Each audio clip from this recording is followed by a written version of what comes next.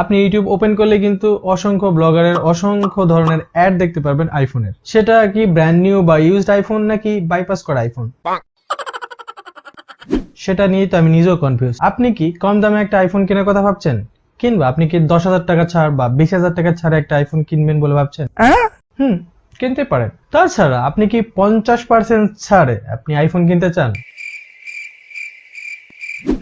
কম দামে কিন্তু আপনি অবশ্যই আইফোন পাবেন, বাট সেগুলো আইফোন, বাট বাইপাস আইফোন। কি বাইপাস আইফোন কি সেটা জানেন না, তাই তো? তো চলুন জেনে আসা যাক বাইপাস আইফোন কি আর কিভাবে আপনি এই বাইপাস আইফোন গুলো চিনবেন।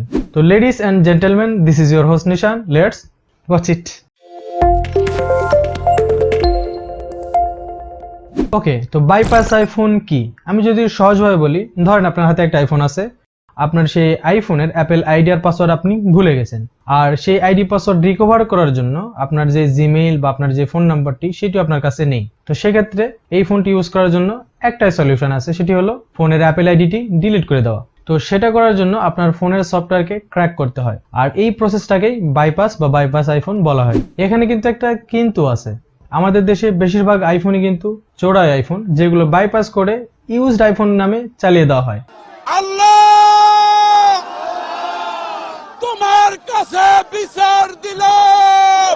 তাই পুরাতন বা ইউজড আইফোন কেনার আগে অবশ্যই একটু সাবধানতা অবলম্বন করবেন। তো এখন কথা হলো আপনি এই বাইপাস আইফোন গুলো কিভাবে চিনবেন। তো তার জন্য সিম্পলি আপনি যে ফোনটি নেবেন বা আপনার হাতে যে ফোনটি আছে সেই ফোনটি থেকে সেটিং এ যান, দেন একটু স্ক্রল করে এখান থেকে জেনারেলে যান, তারপর অ্যাবাউট এর নিচে যদি আপনার এখানে সফটওয়্যার আপডেট এই অপশনটি দেওয়া থাকে, তাহলে আপনি হালকা করে শিওর হন যে আপনার ফোনটি বাইপাস করা না। দেন সফটওয়্যার আপডেট এই অপশনটিতে ক্লিক করে দিন।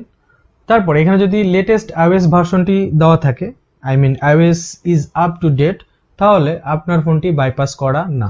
কারণ যারা আইফোন বাইপাস করে তারা এই অপশনটি, আই মিন সফটওয়্যার আপডেটের এই অপশনটি অফ করে রাখে কিংবা হাইড করে রাখে। ওকে, তো এখন আসি সেকেন্ড টিপসে। সেম প্রসেস, সেটিং থেকে আপনাকে স্ক্রল করে জেনারেল যেতে হবে, তারপর একেবারে নিচের দিকে আসতে হবে। দেন এখানে দেখুন রিসেট আইফোন অপশনটি, যদি এই অপশনটি আপনার ফোনে বা আপনি যে ফোনটি নেবেন সেই ফোনে দেওয়া থাকে, তাহলে আপনি আবারও হালকাভাবে শিওর হন যে আপনার ফোনটি বাইপাস করা না। আর যদি এখানে এই অপশনটি দেওয়া না থাকে তাহলে কনফিউশন। ওকে, তো এখন আপনাকে 100% শিওর হওয়ার জন্য যা করতে হবে, আপনার যে আইফোনটি নেবেন বা আপনার হাতের আইফোনটি রিসেট করে দেখতে পারেন। যদি রিসেট করার পর, আই মিন যেগুলো বাইপাস করা আইফোন থাকে সেগুলো রিসেট হয় না, কারণ রিসেট করলে আবারও সেই আগের মতো আইক্লাউড লক চলে আসে। আর যদি আপনার ফোনটি বাইপাস করা না থাকে, তাহলে রিসেট করার পর নর্মাল আইফোন যেভাবে ওপেন হয়, আই মিন নতুন আইফোন যেভাবে হয়, ঠিক সেম ভাবে আপনার আইফোনটি ওপেন হবে। That's it. আর এই দুটি টিপস ফলো করলে আপনি বাইপাস আইফোন খুব সহজে চিনতে পারবেন। আর হ্যাঁ, লাস্ট একটা কথা না বললেই নয়, বাইপাস আইফোনের সুবিধার চাইতে অসুবিধাই কিন্তু বেশি।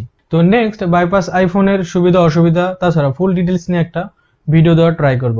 হ্যাঁ লেডিস এন্ড জেন্টলম্যান, ভিডিওটি কেমন লাগলো তা অবশ্যই জানাবেন। তাছাড়া ভিডিওটি ভালো লাগে থাকলে একটা লাইক তো দিয়ে যাবেন। ইভেন আপনি যদি আমার চ্যানেলটি এখনো সাবস্ক্রাইব না করে থাকেন তাহলে তাড়াতাড়ি সাবস্ক্রাইব বাটন ঠুকে যান। তো ভালো থাকবেন সবাই, দেখা হবে নতুন কোনো এক ভিডিওতে। আল্লাহ হাফেজ। So many dreams, yeah, in my life.